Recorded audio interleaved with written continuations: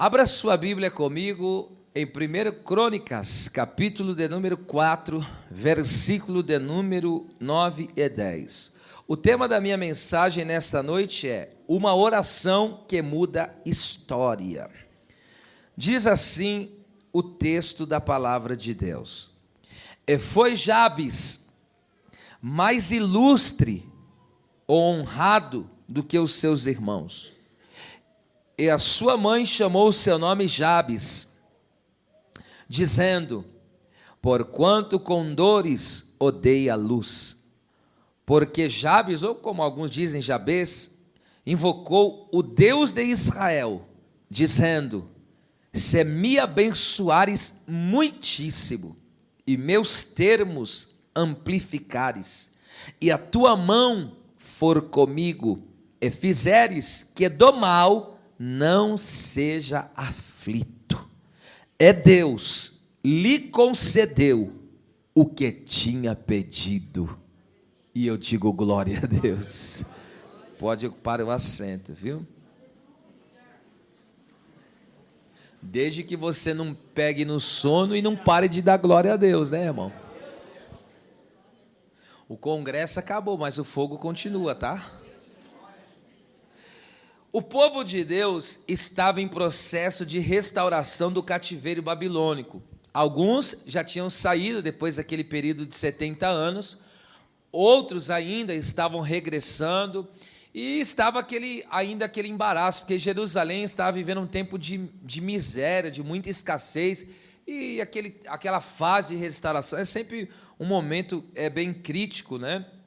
Pelas condições que cercavam ele. Então essa oração que é colocada no meio das genealogias aqui, de Jabes, era um testemunho de fé, para lembrar o povo de Deus, a Israel, de que a mão graciosa do Senhor permanecia sobre eles, para livrá-los da dor e restaurar as bênçãos da aliança. Então está estrategicamente a história desse homem, que é contada apenas em 2 versículos, mas é uma das histórias mais lindas que a Bíblia conta. Pois bem, o texto começa dizendo, eu vou na parte B do versículo, que começa dizendo por que a mãe dele o deu o nome Jabes. O texto diz aí, a parte B do versículo 9, e sua mãe chamou o seu nome Jabes, dizendo, porquanto com dores odeia a luz. Você sabe que o nome Jabes significa dor, ou aquele que causa dor. O nome Jabes pode ser interpretado aqui nesse texto como nascido em dor ou filho da dor. Olha só como que ele foi marcado.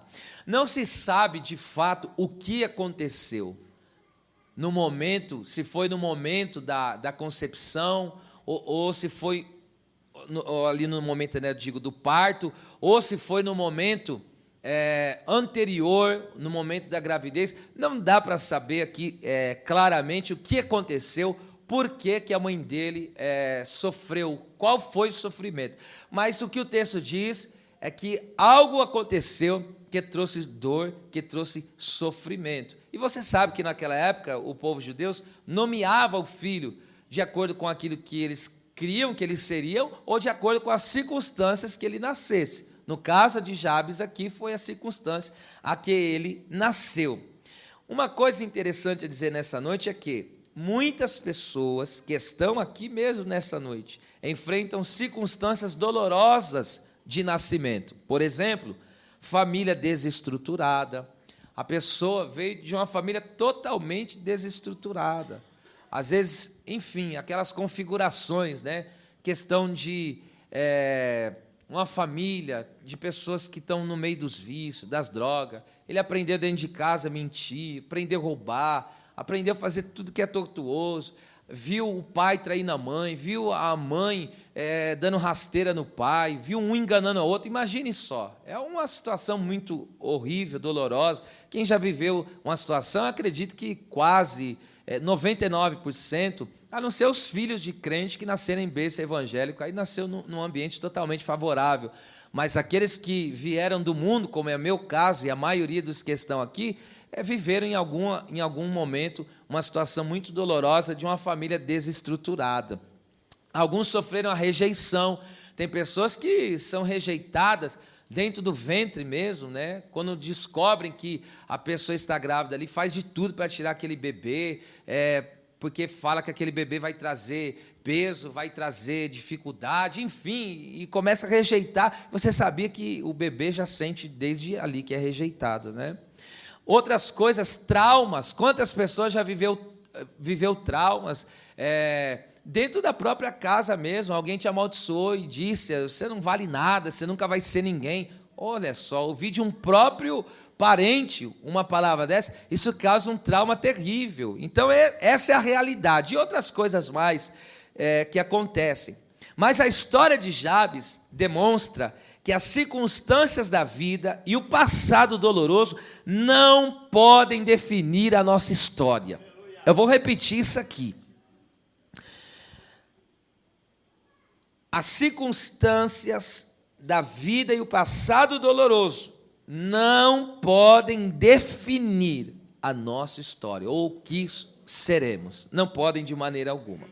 Por exemplo, Ismael, eu estou falando do primeiro filho de Abraão, ele foi praticamente abandonado.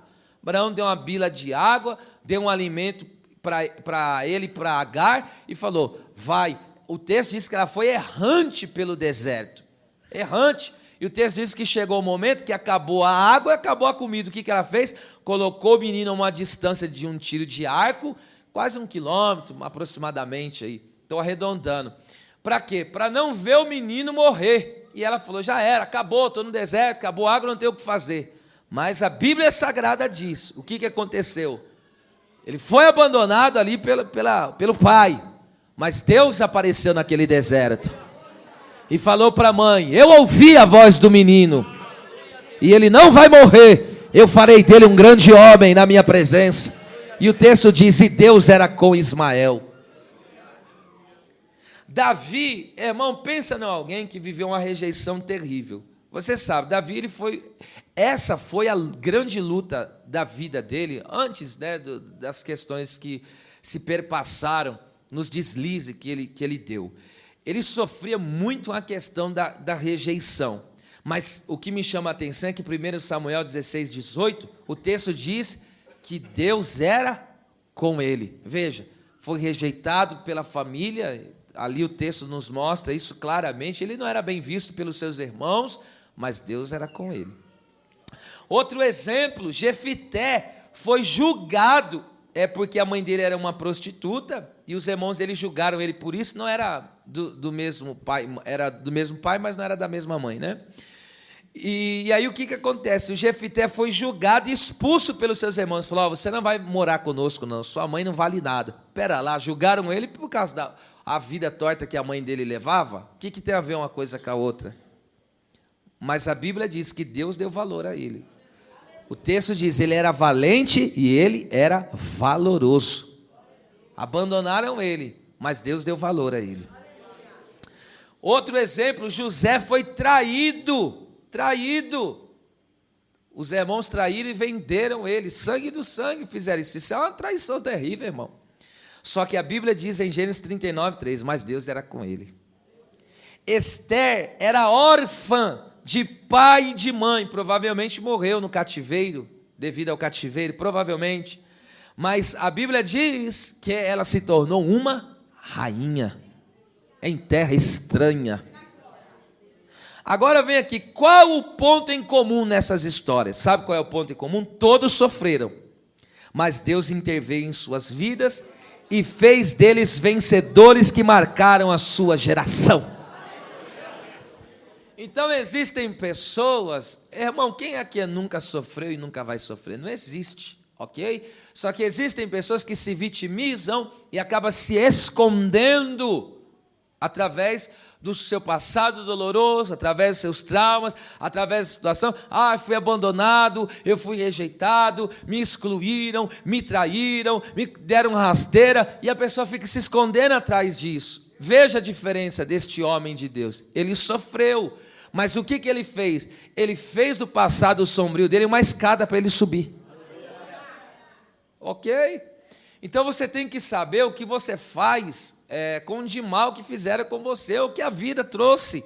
Você tem que entender que Quando Deus entra na nossa história, tem que mudar tudo, meu filho. Todos sofreram, mas o que eles tinham em comum? É que Deus interveio, Deus entrou na história deles, Deus agiu na vida deles, ok? Então você não pode jamais se prender. Eu já vi muito isso, pessoas que se vitimizam e deixam de viver o que Deus tem para elas. Por quê? Porque elas se agarram à dor e não àquilo que Deus pode fazer na vida dela, ok? Então você deve aqui nessa noite entender que Deus já veio na sua história. Deus apareceu nesse quadro sombrio da sua história e disse: eu estou com você. Agora, Deus estando conosco, irmão, o que mais que você quer, hein? Entenda só uma coisa. A história de Jabes nos dá no mínimo 3 lições. Guarde bem. Primeira lição: em tempos difíceis devemos buscar a Deus de todo o nosso coração. Isaías 55:6 está escrito: buscai ao Senhor enquanto está perto, invocai o Senhor enquanto está perto, buscai a Ele, né, enquanto se pode achá-lo. E também em Jeremias 29:13 diz: oh, glória a Deus, buscar-me-eis, me encontrareis, quando me buscardes de todo o coração. Então, no meio das dificuldades, das aflições, não se esconda e não seja vencidas por ela. Busque a Deus. Segundo, a oração, somado à fé em Deus, podem mudar o curso da nossa história. A história também de Ana é uma prova clara disso, porque no capítulo 1, ela estava amargurada de alma, estava atribulada de espírito, não comia, semblante desfalecido. Mas no capítulo 2, ela canta, ela adora, ela celebra, ela agradece, ela engrandece ao nome do Senhor. Porque a oração, somada à sua fé em Deus, pode mudar a sua história. Aleluia. Terceira lição que aprendemos dessa história: Deus transforma maldição em bênção e dor em história de vencedor. Ah, glória a Deus. Então Deus, Ele transforma maldição em bênção, tristezas em alegrias. E Ele pode pegar esse passado doloroso teu aí e fazer o quê? Uma história de um vencedor. E quando você olhar para trás, a única coisa que você vai olhar, vai dizer: quão bom é o meu Deus, olha o que Deus fez na minha vida. Passado não é para ficar remoendo e se lamuriando, não. Passado é só para olhar e para dizer: meu Deus, olha o que Deus fez comigo, olha o que Deus fez na minha história, olha só onde eu estava, olha só o que Deus fez comigo. Quantos podem adorar a Deus por aquilo que Deus já fez na sua vida? Glória a Deus. Agora escute isso aqui, um ponto importante dessa mensagem. A mãe dele pronuncia porquanto com dores. Diga, dor. É uma coisa que ninguém gosta, ok? Ninguém aqui é masoquista. A respeito da dor e sofrimento. Primeiro, a dor em geral é resultado do pecado. Então, isso em linhas gerais, é o resultado do pecado de forma mundial, tá certo? De forma total, desde os primeiros pais, que no caso começou com Adão, e até os últimos. Porque em Gênesis 3, 16 e 17, Deus falou para Eva: multiplicarei as dores. E para Adão: tu comerás com dores todos os dias da tua vida. Então a dor, em linhas gerais, é resultado do pecado. Segundo, aflições é a realidade deste mundo. Está escrito em João 16, 33. No mundo tereis aflições. Só que o que alegra o nosso coração é que o mundo jaz no maligno, mas nós estamos em Deus. Ok? O mundo, por que nós somos aflitos nesse mundo? Porque o mundo está no maligno. Quando fala o mundo jaz no maligno, significa dentro do maligno. Veja, esse mundo está entranhado no maligno. Mas graças a Deus que nós estamos no mundo, mas não somos desse mundo. Nós estamos em Cristo, louvado seja Deus. Terceiro, existem dores e sofrimentos que fazem parte de um propósito de Deus, que muitas vezes não entendemos. Quem é que entende o sofrimento de Jó? Não existe um ser humano na terra que possa entender esse sofrimento. Por quê? O livro de Jó, alguns teólogos colocam: por que o justo sofre? Mas não há uma resposta. Por que Jó passou passou. Não há. O próprio texto diz, quando o Satanás chega diante de Deus, Deus fala para ele, você viu que ele não nega o meu nome, mesmo você tocando nele sem causa. Não havia uma causa por que ele estava sofrendo. Não havia uma causa. E a Bíblia não se preocupa em responder por que ele teve que passar, porque ele passou. Nós só sabemos o resultado. Deus virou o cativeiro dele, ele viu a mão de Deus agindo, Deus se revelou para ele de tal maneira que ele falou, antes eu ouvia falar, hoje meus olhos estão vendo o Senhor. Então você vê que ele viveu coisas maravilhosas, apesar das coisas. Então, a dor e o sofrimento, ele tem um propósito superior, que eu e você não entendemos. Eu acredito que 100% dos que estão aqui, um dia você já olhou e falou, mas por que isso tem que ser assim? Às vezes você olha, não tem nexo. Às vezes você olha, enfim, situações da sua casa, da sua vida, a pessoa se preparou, trabalhou, fez certinho, estudou, enfim, entende do assunto, mas o negócio da vida financeira não vai. Às vezes você foi lá, educou, ensinou o filho, falou, é assim, assim, assim, aí você pega, cadê ele? Está fora da presença. Vai entender uma coisa dessa? Você ensina a vida inteira, ora a vida inteira, põe a mão, jejum em cima da cabeça dele, ora de noite por ele, e a hora que você vai ver, cadê ele? Onde está? Vai entender essas coisas? Tem coisas que não dá para você verdadeiramente compreender, tá? E aqui eu tenho certeza disso, que 100% dos que estão aqui, você já passou por situações que você falou, não dá para entender. Mas não é para entender mesmo. Então eu aprendi uma coisa nessa caminhada. Aquilo que eu não entendo, eu aceito por fé. Ok? Tem coisas que eu não entendo porque passo. O que eu faço? Eu confio em Deus e abraço pela fé. Olha, não sei porque está permitindo isso, mas eu confio em Ti. Porque quando Deus apareceu para Jó, Deus respondeu ele só fazendo pergunta. Onde você estava quando eu estava criando? Acabou. Deus fez cerca de 40 e poucas perguntas para ele, que deixou ele. Ele falou, perdão, eu não sabia do que falava. Veja, um Deus que sustenta o universo com a palma da sua mão, o que você vai falar para um Deus desse, irmão? O que você vai falar para um Deus que sabe da sua vida, antes da sua vida iniciar, Deus já viu o final dela? Vai falar o que para um Deus desse? O que você vai falar para um Deus que existem atualmente, acho que chegou já, não sei, mas acho que é aproximadamente 8 bilhões de ser humano, conhece o pensamento de todos ao mesmo tempo, sabe onde todos estão, conhece o nome de todos. O que você vai falar para um Deus desse? Aí você vai questionar ele, aí ele vai olhar para você e vai falar, caquinho no meio dos cacos. Entende? Então, existem dores e sofrimentos que é um propósito superior de Deus. Você não entende, mas aceite pela fé. Aceite pela fé no sentido de que Deus sabe o que está fazendo da minha vida. E outra coisa também, olha só que coisa tremenda, existem dois sofrimentos que fazem parte de um propósito de Deus. João 9, quem pecou? Ele e os pais para que nascesse assim. Nem ele nem os pais pecou. Aí, mas por que quem nasceu assim? Para que se manifeste nele as obras de Deus. Entende? Então tem coisa, por que está assim? Vai manifestar a glória de Deus lá.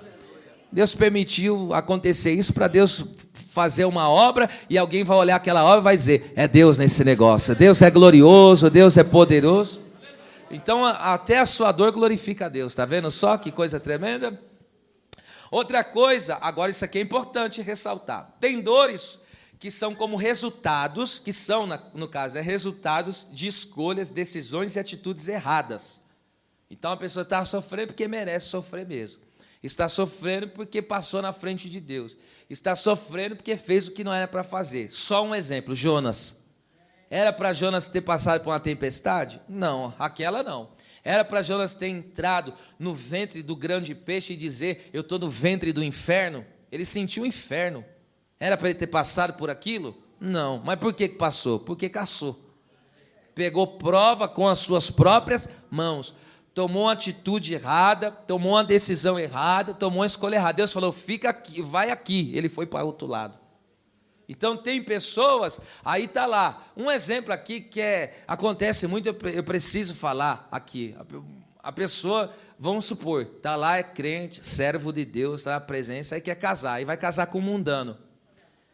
quer casar com o mundano. Ele fala, não, eu creio, Deus vai transformar ele. Não, então espera Deus transformar ele, e depois se... né? Porque aí o que acontece? A pessoa já está fazendo errado. Aí casa, a pessoa tem vício, a pessoa tem... entende? Aí vai te impedir de você ir à igreja, vai atrapalhar a sua caminhada, e vai acontecer inúmeras coisas. Então são coisas dessas assim, entende? Que não é... Aí Deus não tem nada a ver com isso, é a pessoa que decidiu. São escolhas que ela tomou, são atitudes que ela tomou, e ela só está colhendo aquilo que ela mesma semeou na vida dela. Esse aqui é a dor e sofrimento que ninguém deveria passar. Amém? Oh. Outro, o crente sofre com propósito, glória a Deus. Em 2 Timóteo 2, 10 e 12, o texto diz assim, eu tudo sofro por amor aos escolhidos. Sabe por que muitas vezes você sofre? Porque você está em Deus gerando a salvação do teu ente querido. Está alguém na tua casa, afastado, distante de Deus, você está ali gemendo, orando, Deus salva, Deus transforma. Aí você vai tendo paciência, que às vezes na hora de você pegar e amaldiçoar aquela coisa, você fala, aí você fala, não, Senhor, está abençoado. Ponha, porque te dá tanto trabalho, tanta dor de cabeça, tanto desgosto, que você fala, aí você pega, não, Senhor, está nas tuas mãos, abençoa. Aí você sofre, por amor a quê? A esses escolhidos.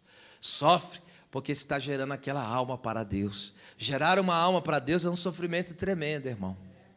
Mas a pessoa sofre com propósito. Outra coisa, olha só a respeito de sofrer com propósito, ainda em 2 Timóteo 2,12, Paulo diz assim, se sofremos com Cristo nessa terra, com Ele também reinaremos. Então, o nosso sofrimento aqui não é sem sentido. Estamos hoje sofrendo com Jesus, mas amanhã vamos reinar com Ele. Aleluia, glória a Deus. Outra coisa, olha que coisa linda do propósito do sofrimento em Deus. Terá uma recompensa eterna. Em 2 Coríntios, capítulo de número 4, versículo 17, o Paulo ele dá uma palavra tão linda a respeito. Ele diz assim, porque a nossa leve e momentânea tribulação produz para nós um peso eterno de glória muito excelente. Olha o que ele está dizendo, sofrimento e a dor de hoje é leve e momentâneo, mas está produzindo para nós um peso de glória. Olha só que coisa tremenda. Então, quando você sofre por amor a Deus, quando você sofre em obediência a Deus, está sendo produzido para você, na sua vida, um peso eterno de glória. O que é um peso eterno de glória? É uma recompensa que você terá na eternidade. E outra coisa, em Romanos, capítulo 8, versículo 18, diz que aquilo que o Senhor vai fazer em relação ao sofrimento é incomparável. Tenho por certo que as aflições desse tempo presente nem são para comparar com a glória que em nós há de ser revelada. Então, se fosse comparar os dores e sofrimentos de hoje, não tem nem comparação com aquilo que nós vamos viver diante do Senhor. Então, vale a pena sofrer, mas só sofrer com Cristo. Sofrer sem Cristo não tem nexo algum, é inútil, mas sofrer com Cristo vale a pena. Olha que coisa tremenda, ainda nós estamos debaixo de uma promessa gloriosa, Apocalipse 21, 4 e 5, ele diz, e o Senhor enxugará todas as nossas lágrimas, lá não haverá dor, pranto e nem sofrimento, e ele diz, escreve, porque eis que faço novas todas as coisas. Hoje você sofre, mas sofre com uma promessa, a dor vai cessar. Glória a Deus. Outra coisa, Deus tira proveito das dores e sofrimentos dos seus servos, Romanos 8, 28, tudo coopera, todas as coisas cooperam juntamente para o bem daqueles que amam a Deus. Agora eu quero compartilhar com vocês Romanos capítulo de número 5, versículo 3 e 5, olha só que coisa interessante. Romanos 5, versículo 3 e 5, Paulo diz assim, nos gloriamos na tribulação. Olha só, no meio da tribulação não deixe de glorificar o Senhor, sabendo que a tribulação produz paciência. Aqui paciência é melhor traduzir por perseverança. Essa é hipomoné no grego, que eu já falei várias vezes o significado dessa palavra, que é alguém que tem uma constância, uma firmeza, é alguém que tem a característica daquele que não perde o seu propósito de servir e glorificar ao nome do Senhor e nem perde o seu fervor espiritual mesmo diante das maiores batalhas da sua vida. Então, olha o que a Bíblia diz: a dor, o sofrimento, a tribulação está produzindo em nós perseverança. E não para por aí. E esta perseverança, olha só, perceba isso aqui que Deus vai falar forte, verso 4. Essa perseverança, ó, e a perseverança produz experiência. Diga forte, experiência. Essa palavra experiência, meus irmãos amados, significa caráter aprovado, um exemplar de valor aprovado. Porque quando nós estamos passando por tribulações, essa tribulação está produzindo o quê? Perseverança. Você está caminhando sem desistir, tomando as pancadas da vida, mas não está parando. Continua glorificando a Deus e continua no fervor espiritual, na devoção a Deus. E aí o que acontece? No meio desse sofrimento, Deus está fazendo um teste. Qual que é o teste? Porque essa palavra no grego aí, experiência ou caráter aprovado, que é a melhor tradução, significa que Deus passa um objeto, um metal, no fogo e vai tirando as escórias dele, vai tirando a sujeira dele. Então veja, Deus toma a tribulação, para quê? Produzir em nós aquela perseverança. E no meio da perseverança na tribulação, Deus passa o fogo, esse fogo da tribulação para quê? Deus vai aperfeiçoando o vaso. Deus vai tirando da nossa vida aquilo que Ele não quer. Aí fala, isso aqui na tua vida não é bom, isso aqui na sua vida não quero mais, isso aqui na sua vida não te pertence. Aí daqui a pouco, a hora que acaba o período da tribulação, o que aparece? Aparece você lá, aprovado, um selo, um atestado de aprovação. Esse passou pela tribulação, mas está aprovado, ele tem uma fé verdadeira no Deus verdadeiro. E agora aqui que está no verso 5, e este caráter aprovado, que é o caráter da nossa fé, está dizendo que a nossa fé é verdadeira. Este caráter da nossa fé, ó, essa esperança não decepciona, não traz confusão, não traz vergonha. Por quê? Porque o amor de Deus é derramado em nossos corações. Ou seja, qual é a minha esperança? Espera lá, passei pela tribulação e essa tribulação não roubou a minha fé. Passei pela tribulação, mas Deus tirou as minhas imperfeições e me completou. Deus só deixou aquilo que agrada a Ele. Então o que eu tenho? Eu tenho esperança. Jesus vai voltar e eu vou com Ele. Jesus vai voltar e eu vou reinar com Ele. Jesus vai voltar e eu não serei envergonhada. Recebe o selo de aprovação de Deus na sua vida. Amém, meus irmãos. E agora, aqui, como eu disse, o significado dessa palavra experiência, um exemplar de valor, ou seja, modelo que deva ser imitado. Aí Deus pega você como um modelo de fé. Aí alguém pega e olha para você, poxa vida, eu vejo Deus na vida daquele irmão. Eu vejo Deus na vida desse jovem. Eu vejo Deus na vida desse adolescente. Veja, ele sofre retaliação lá na escola, mas não nega o nome de Jesus. Ele sofre lutas na família, mas não abre mão da sua fé em Jesus Cristo. Passa perseguição aí fora no trabalho, mas não nega o nome de Jesus Cristo. Aí você se torna um modelo de fé, porque tem um selo de aprovação de Deus. Glória a Deus. Agora perceba, o texto diz aí, voltando aí o versículo 9, diz assim, a parte A agora.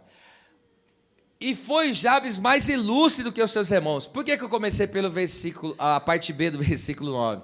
Porque começa o versículo dizendo o que ele se tornou, para depois falar o que ele passou. Eu fiz ao contrário, estou falando o que a gente passa e depois o que a gente se torna. Ok? Então primeiro ele passa por uma dor terrível. Só que agora o texto diz, e foi Jabes mais ilustre que os seus irmãos. Olha só, aí você pode colocar a partir do E aí, você pode colocar...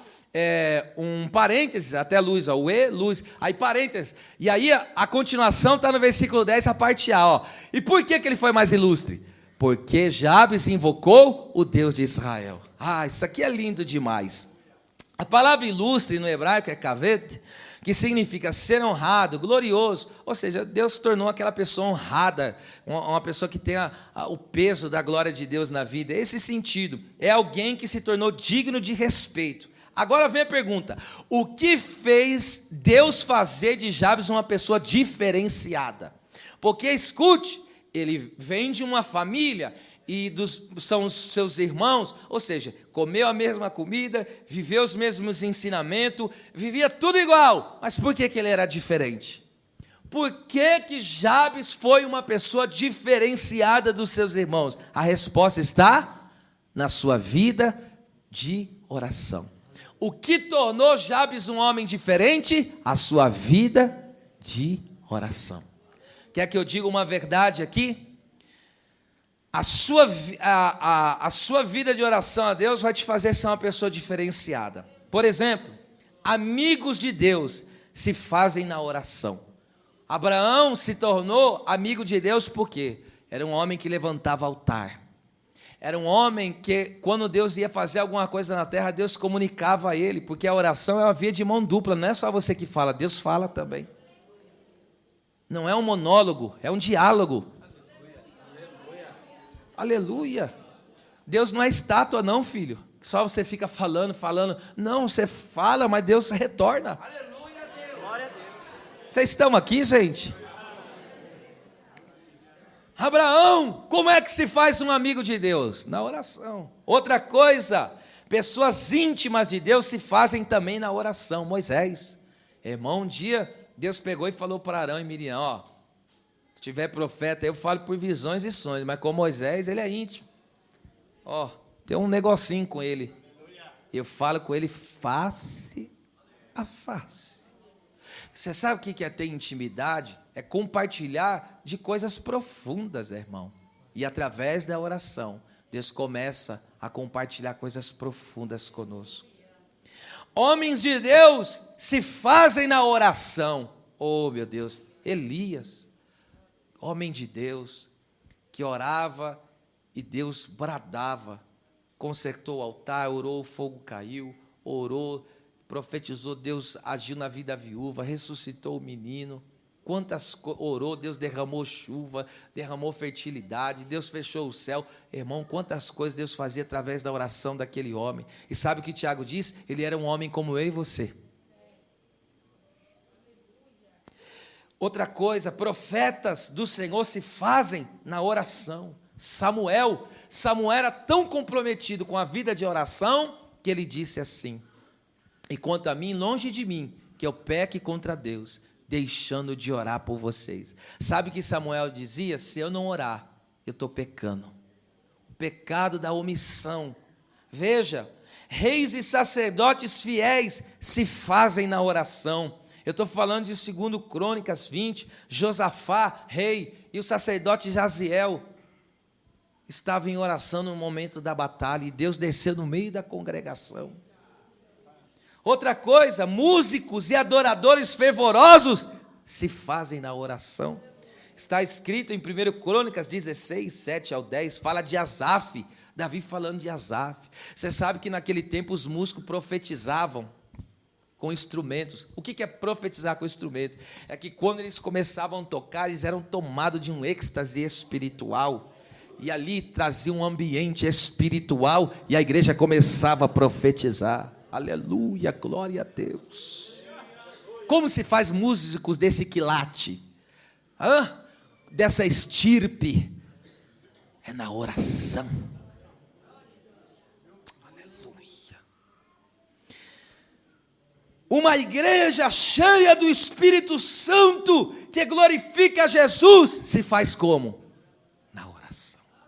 Atos 1,14. Todos perseveravam unanimamente em oração, homens e mulheres orando, crianças orando, adolescentes orando, jovens orando, homens orando, mulheres orando, casais orando. E aí o que aconteceu? De repente veio, porque quem ora vai vir. De repente veio do céu. E você já conhece, todos foram cheios. Igreja diferenciada. Igreja, por exemplo, aqui na nossa cidade, eu não sei nem quantas igrejas tem, mas sabe o que faz a diferença entre as igrejas? Servem ao mesmo Deus, glorificam o mesmo Deus. Estou falando daquelas que professam a fé em Jesus. Mas o que fazem a diferença? A diferença é da igreja que ora, dos crentes que oram. Uma igreja que ora, escute, uma igreja que ora, um púlpito que ora, é fervoroso. Uma igreja que ora recebe a palavra com fervor. Você pode ver, tem crente que não chora, que não fala a língua, que não dá glória, que não adora, por quê? Porque não ora. Ele não ora e não sente nada, não vê nada, não contempla nada. Parece um pau seco, madeira ruim de pegar fogo. O crente, quando ora, ele fica parecendo, sabe o quê? Aquela palha seca. Você já viu o que acontece com a palha seca, irmão?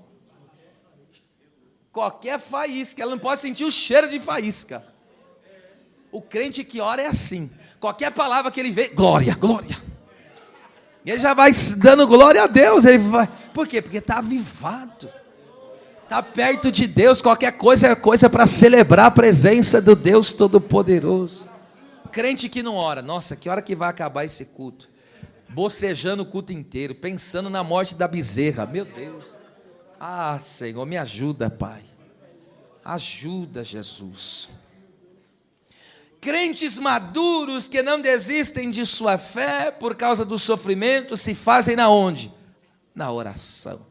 Paulo e Silas, Atos 16, tomaram um cacete daqueles, todo cheio de vergalhões no corpo, porque depois teve que tratar dos vergalhões, pés e mãos amarrados, na parte pior, irmão, de um cárcere, no pior parte, no esgoto do cárcere, pés e mãos amarradas, mas boca livre para adorar. A alma deles estava livre, liberta. Estava sofrendo, mas era livre para adorar a Deus. Estava passando luta, mas era livre para exaltar ao nome do Senhor. Eu não sei o que tem amarrado a boca de algumas pessoas, aleluia, aleluia. É que está com a alma travada. Mas enquanto a Bíblia diz, e eles oravam e cantavam, Deus sacudiu. Quer ver Deus sacudir a sua vida com operações maravilhosas? Quer ver Deus agir na sua vida com glória e com poder? Ore ao Senhor. Ore ao... Quer parar de ser aquele crente chinfrim? Quer parar de ser aquele crente meia boca? Quer parar de ser aquele crente, hoje estou fraco, parece a galinha da Angola, estou fraco, quer ser um crente robusto, quer ser um crente verdadeiro, quer ser um crente cheio da presença? Ore, oh glória a Deus. Um crente de oração é precioso aos olhos de Deus. Em Daniel capítulo 10, versículo 11, o anjo desce, chegou o anjo e disse, ei Daniel, varão muito amado, muito desejado. Sabe o que estava sendo dito para ele? Aleluia, o céu te deseja. Você é precioso ao olhar dos céus, porque o céu aprecia um crente de oração. Oita, eu vou repensar aqui, tem que, meu Deus do céu, grava isso aí para mim não esquecer. O céu aprecia um crente de oração, e eu profetizo nesta noite, Deus te levantará como um crente que tem uma vida de oração. Quem recebe, mas dá um grito de glória a Deus por esta palavra.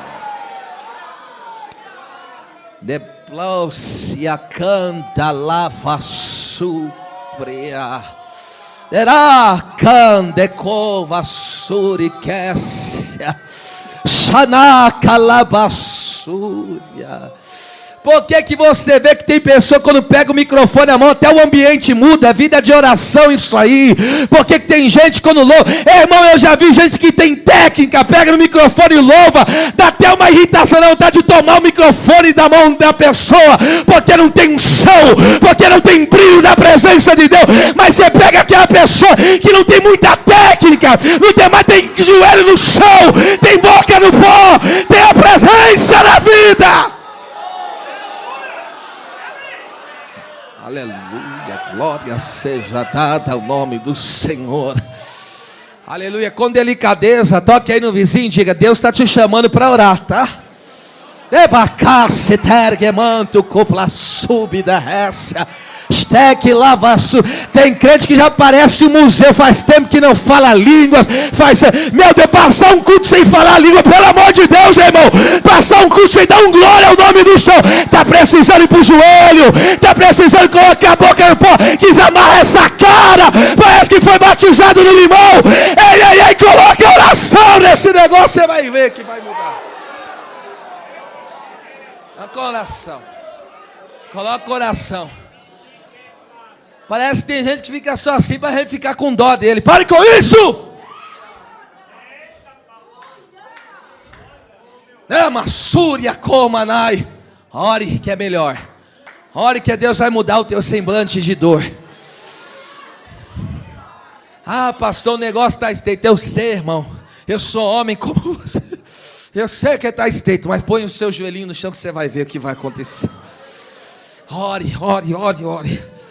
Ore de manhã, ore no almoço, ore à tarde, ore para encerrar o dia, ore para almoçar, ore para jantar, ore ao acordar, ore ao dormir, ore para começar a trabalhar, ore para sair da tua casa para vir no culto, pelo amor de Deus, ore! Ore, glória a Deus. Então, ore. Deus arrancou a dor, aonde? Através do quê? Oração. Deus tirou aquela marca, apagou aquela marca de sofrimento através do quê? Aí você ficasse, ai, minha mãe ficou falando que eu sou de dor. Ficaram falando que eu sou isso, aquilo. Eu lá quero saber o que estão dizendo. Eu quero saber o que o céu está falando. Aleluia. Eu quero saber o que o céu tem a dizer. Aleluia. E o céu só tem a dizer, não é quem questiona, quem murmura. O céu só tem algo a dizer para quem ora, para quem põe o joelho no chão e clama a Deus. Vamos lá. Invocou o Deus de Israel. Você pensa que vai ficar com essa boquinha travada até o final desse culto? Ele vai te pegar aí, fica vendo. Invocou o Deus de Israel. Olha lá, invocou o Deus de... Aqui o Israel não é geografia, nação, a terra de Israel. Quando ele está falando Deus de Israel, está falando Deus de Jacó. Por que ele está orando ao Deus de Israel? Ou seja, o Deus que transformou Jacó em Israel. Ele olhou para o que Deus fez no antepassado dele e falou, pera lá.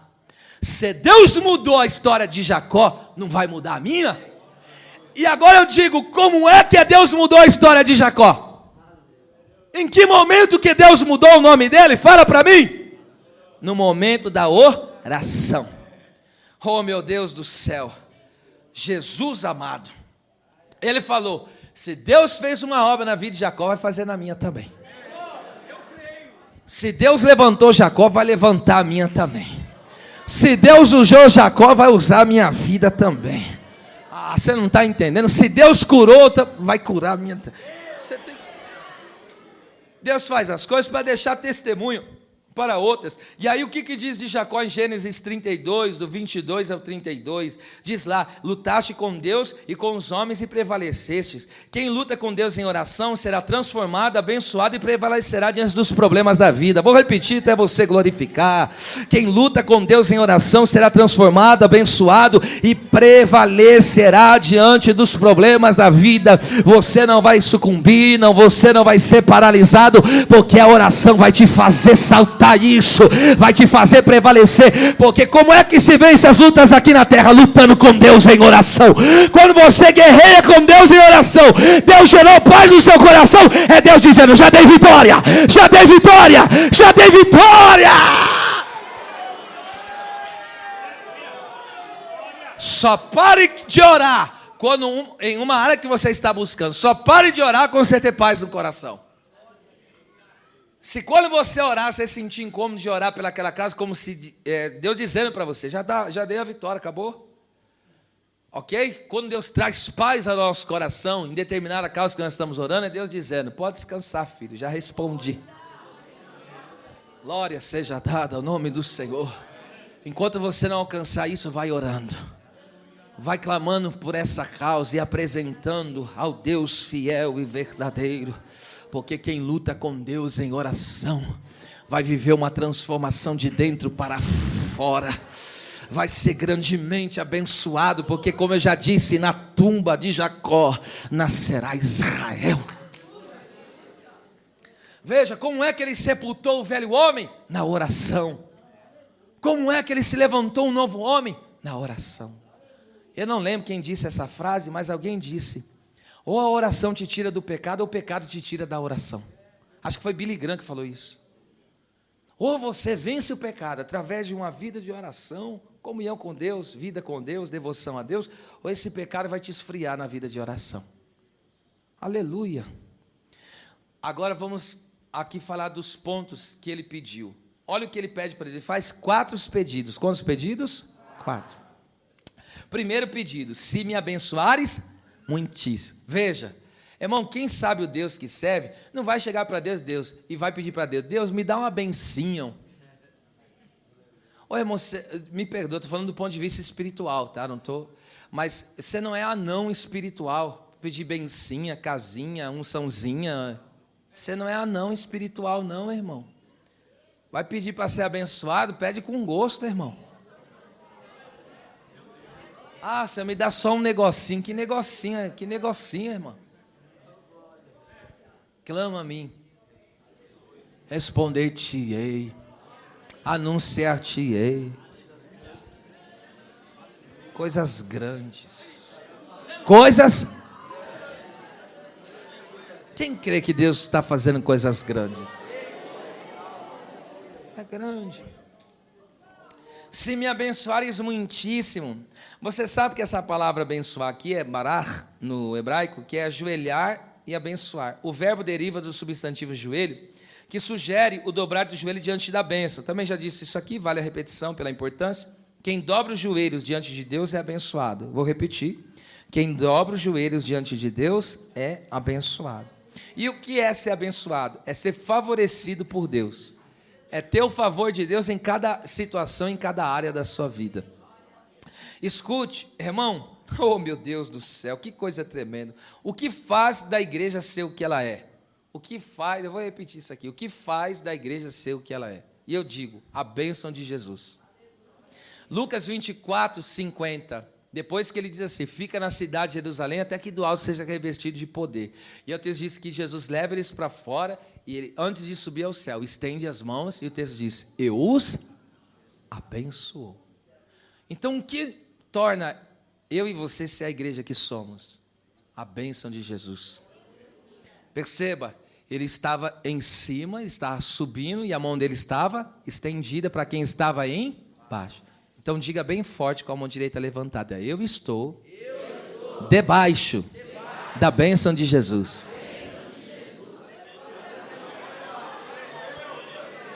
Adore a Deus quem está debaixo desta bênção maravilhosa. Você crê que está debaixo da bênção do Senhor?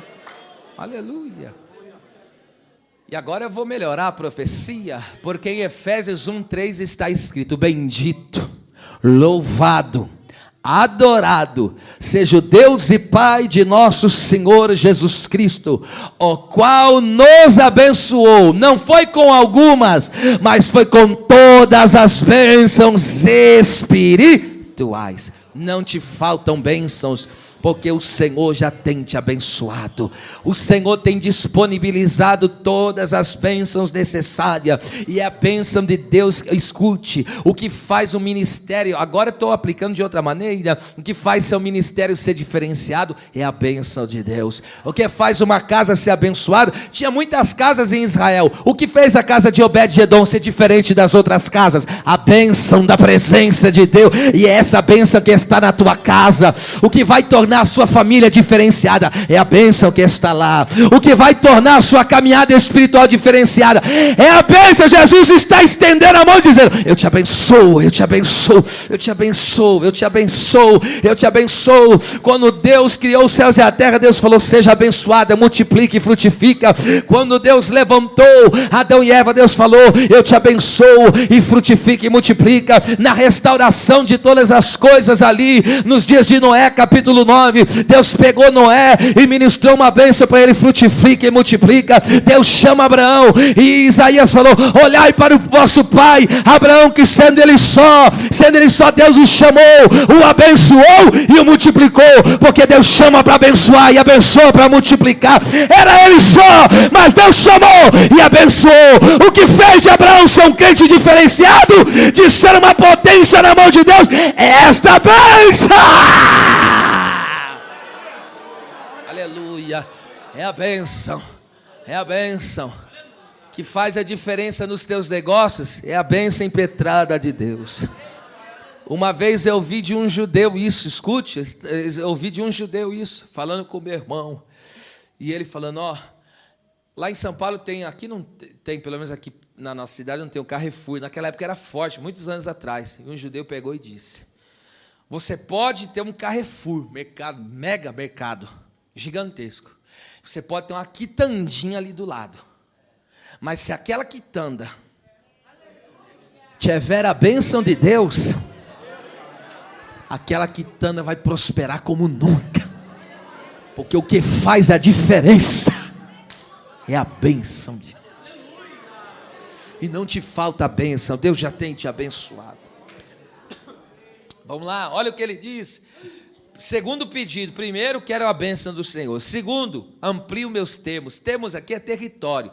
Aqui no caso é território físico mesmo, é terras. Ele está querendo terras, mas eu vou dar duas aplicações aqui: o literal e eu vou aplicar um espiritual. Primeiro, esses termos falam de ampliar os negócios. Ele está pedindo: amplio meus negócios, eu quero ser próspero mesmo, eu quero uma herança maior. Me dá, eu quero. Está orando, ó. Está orando. Amplia, quero um salário melhor. Vou criticar a oração dele, está na Bíblia ou era essa? Deus, eu preciso de um salário melhor, preciso cuidar da minha casa de forma melhor. Me dá, eu quero ampliar o meu negócio. E não é que Deus atendeu essa oração? É o que o texto diz, Gênesis 28, 20 ao 22. Jacó, irmão, ele estava como diz, né, um pé na sem nada, sem um passarinho para dar água. Ele está indo para Padarã, fugindo do sermão. Ele faz um voto: Deus, se me abençoares nesse caminho, se o Senhor for comigo, me guardar, me livrar, oh meu Deus, me dê veste para vestir, pão para comer. O que ele falou? Certamente te darei o dízimo de tudo. Agora chega em Gênesis 33, 11, 21 anos depois aproximadamente, ele volta. Quantos anos? 21. Trabalhou 7 por Raquel, 7 por Léa e 7 pela fazenda dele. Olha, 21, número bom. Aí ele está voltando, escute, ele está voltando. Gênesis 33, 11. Ele chega para o Esaú e fala, ele mandou, irmão, foi uma fazenda para Esaú, de animais, foi uma fazenda, escute.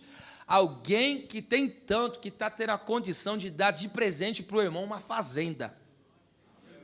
Olha como que ele saiu, uma na frente e outra atrás. Olha como que ele voltou, tendo condição de dar presente. Olha o presente, a qualidade do presente que ele está dando. Pega essa fazenda para você. Ah, você não está aqui não é possível. Vocês estão tão prósperos assim, gente? Oh, meu Deus do céu. Eu estou falando materialmente agora, é o que o texto, eu estou fazendo essa exposição. Ele falou, toma a minha bênção aí, meu irmão. Aí o irmão falou, não, eu também tenho bastante. Eles estavam brigando porque tinham muito, meu Deus do céu, que negócio que é esse?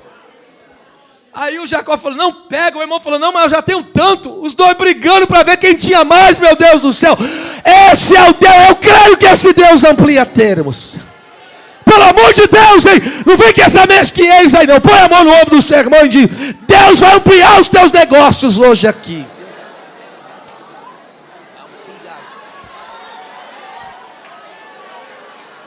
Alguém está crendo nessa debassuri candarabachere me comanai? Aleluia! Se prepare para fechar o maior contrato da sua vida. Se prepare para fazer a maior venda da sua vida. A sua terra vai produzir, a sua terra vai aumentar. Deus vai ampliar os teus negócios. Glória a Deus. Glória a Deus. Glória a Deus.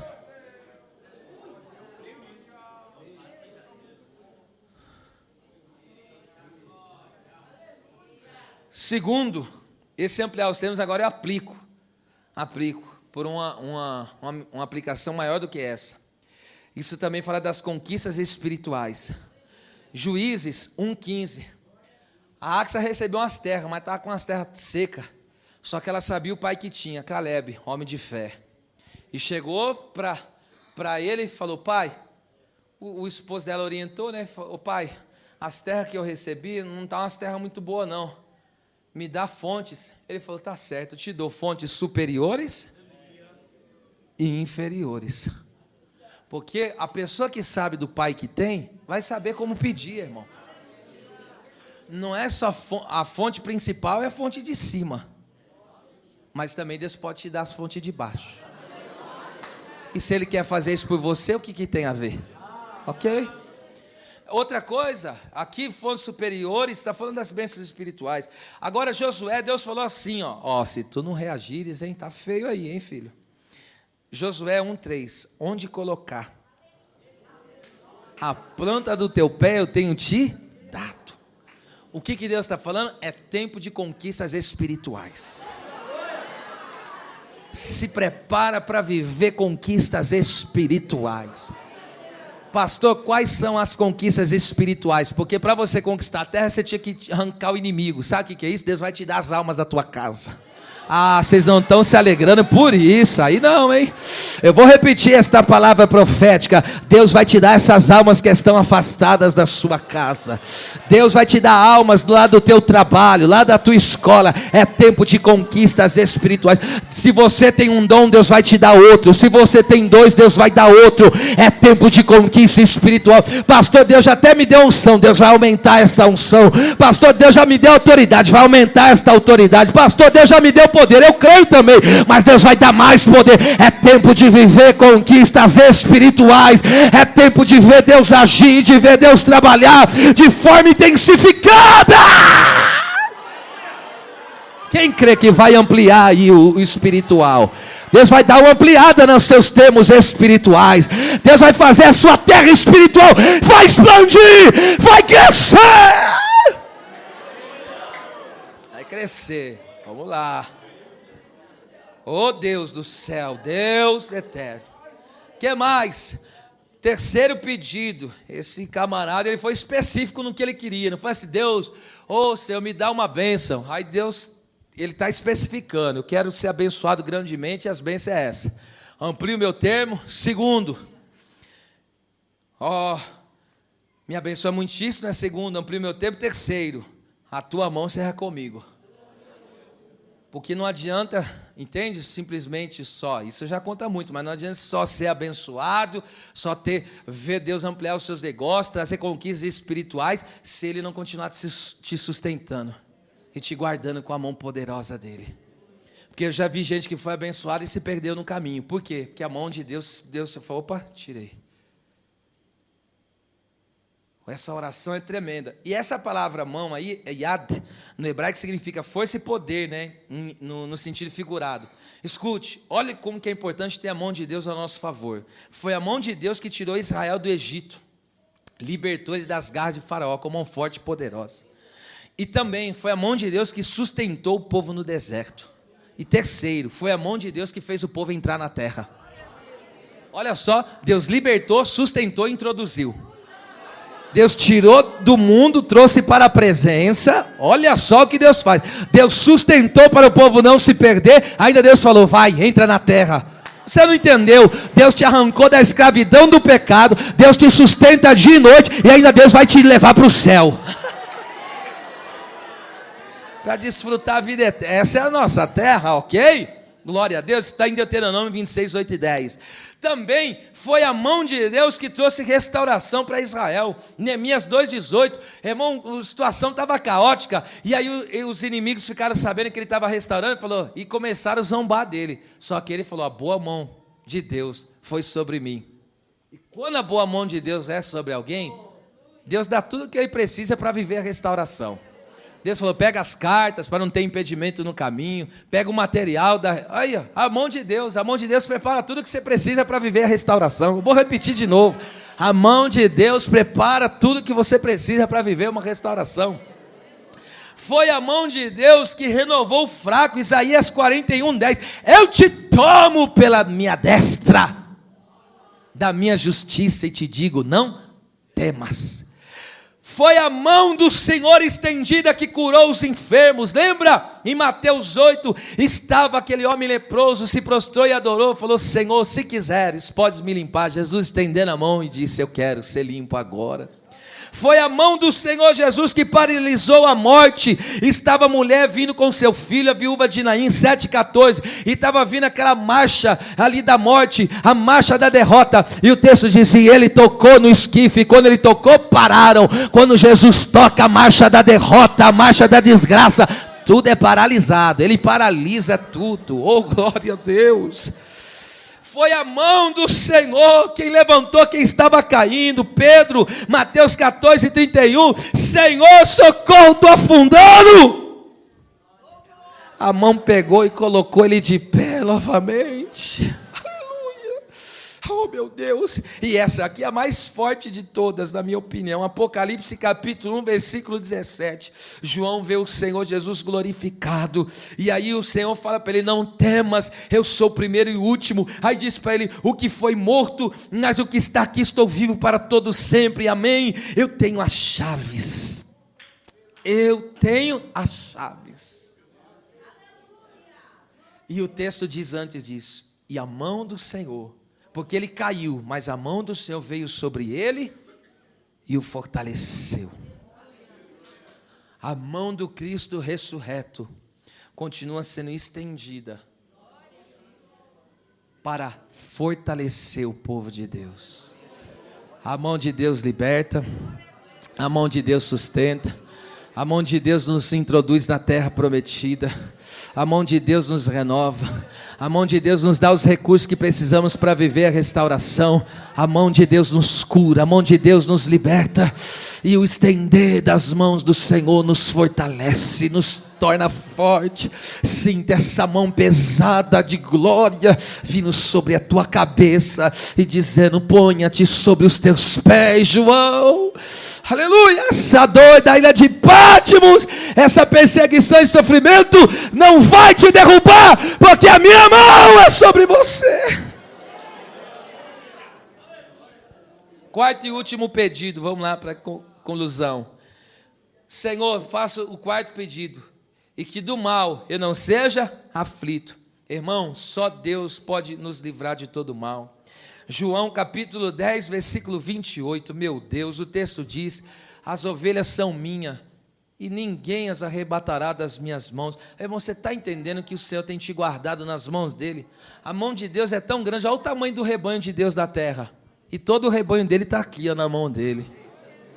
Agora eu pergunto: quem é que consegue te tirar da mão do Senhor? Puxa vida, que mão poderosa. Jesus intercedeu por nós. João 17,15, ele falou: Pai, eu não peço que o tire do mundo, mas que os livre do mal. Ô, gente, vocês estão aqui ainda ou já foram embora? Olha isso aqui, em Salmos, o que o salmista diz?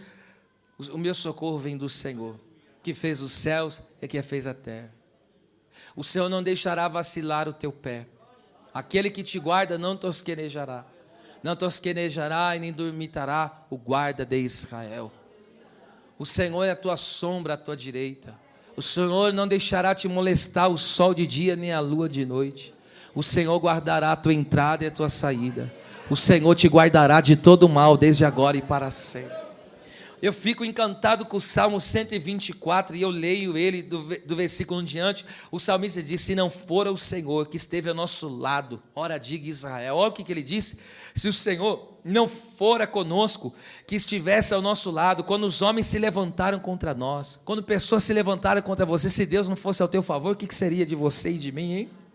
E ele diz, ó, eles teriam nos engolido vivos quando a sua ira se acendeu contra nós. O que mais que teria acontecido se o Senhor não fosse conosco, nos guardasse? As águas teriam transbordado sobre nós, a corrente teria passado sobre a nossa alma, então as águas altivas teriam passado sobre a nossa alma. Bendito seja o Senhor, que não nos deu por presa aos dentes do inimigo. A nossa alma escapou como um laço, como um pássaro de um laço de um passarinheiro. O laço quebrou e nós escapamos. O nosso socorro está no nome do Deus Todo-Poderoso, que fez os céus e a terra.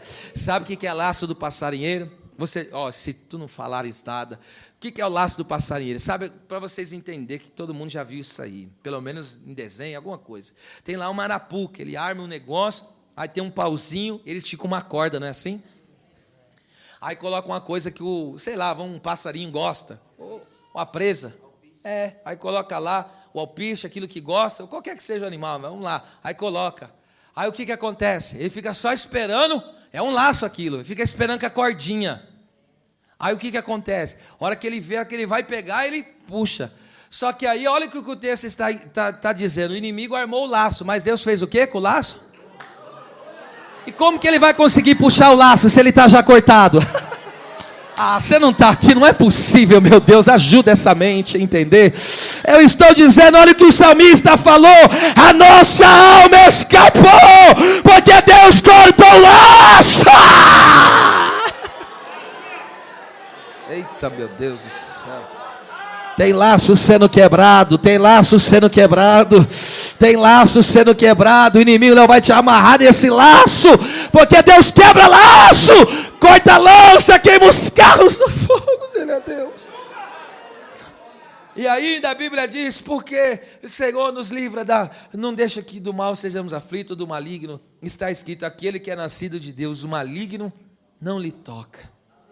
Irmão, o inimigo só tem acesso à vida do crente, do povo de Deus, só se Deus o permitir, por um propósito superior. Mas que o inimigo não tem autorização para chegar e tocar em nós, não tem. Aleluia. Você não tem o que temer, porque se Deus não permitir, não tem ninguém que toque um fio de cabelo da sua cabeça. Aleluia. Diga bem forte: eu creio na proteção de Deus sobre mim e minha casa.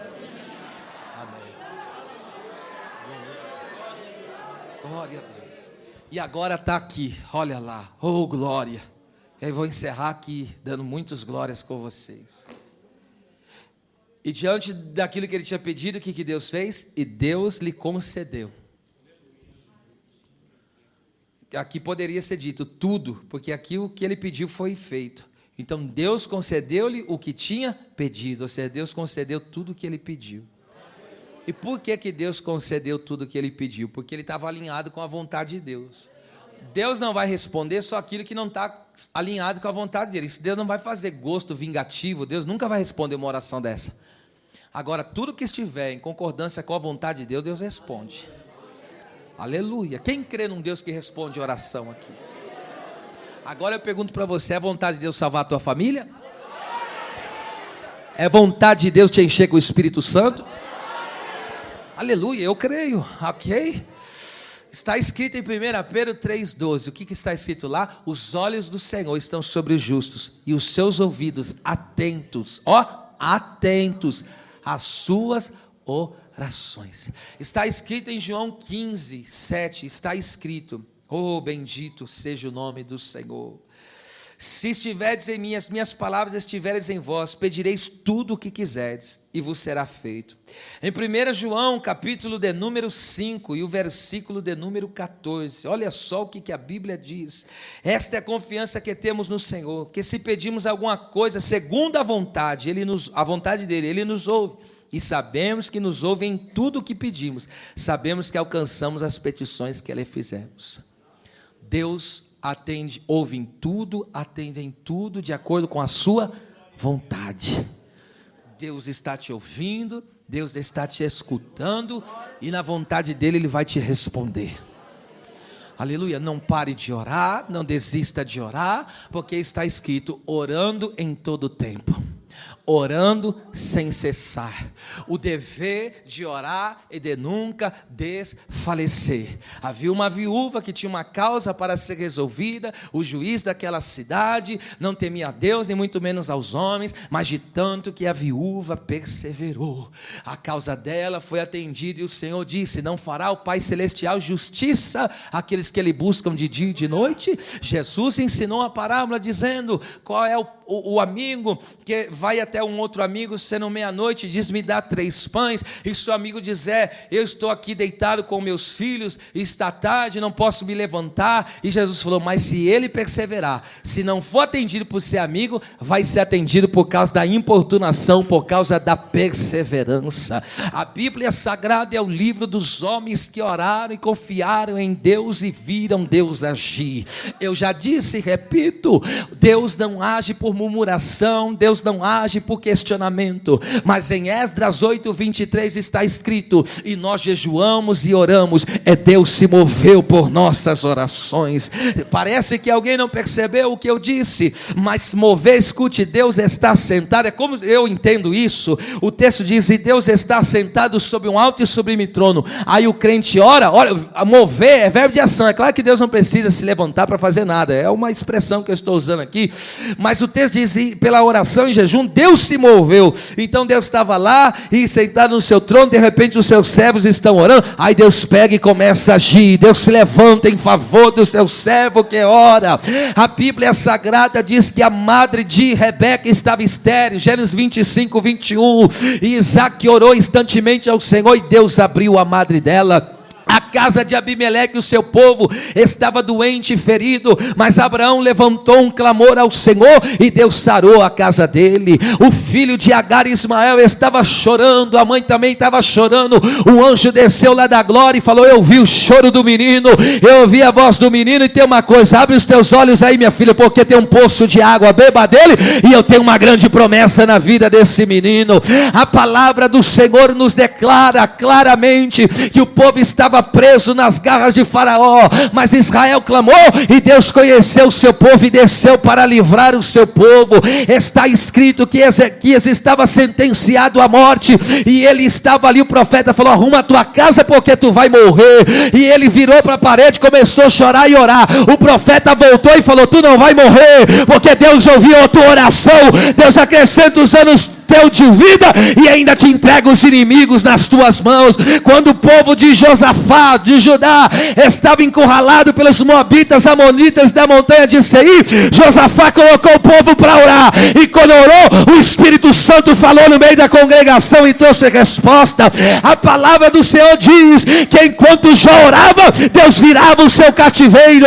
Eu estou dizendo para você, aleluia, eu tenho aprendido isso e carrego na minha vida. Quem ora não só fica orando, você vai orando e Deus vai fazendo, você vai orando e Deus vai movendo, você vai orando, Deus vai quebrando obstáculos, você vai orando, Deus vai rompendo barreiras, você vai orando, Deus vai te levantando, você vai orando, Deus vai te renovando, você vai orando, Deus vai te curando, Deus vai orando, você vai orando e Deus vai abrir as portas, porque pedi, dá-se-vos-ai, buscai e encontrarei, batei e abri-se-vos-á, porque o que pede recebe, que busca encontra, e o que bate se abre. Ora hoje, ora amanhã, ore até Deus responder.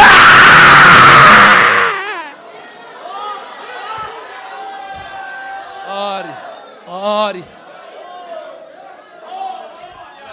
Deus, ore. Pastor, eu preciso de uma provisão. Ore. Pastor, eu preciso viver uma mudança na minha vida. Ore.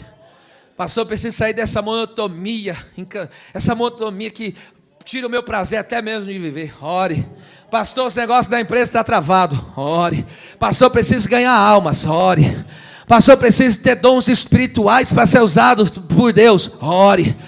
Pastor, eu quero contemplar o sobrenatural. Ore. Pastor, eu quero que Deus arranque aquela tribulação que está ali onde eu moro. Ore. Pastor, eu preciso ver uma ação sobrenatural de Deus. Ore. Pastor, eu preciso que Deus alegre meu coração. Ore. Ore, ore.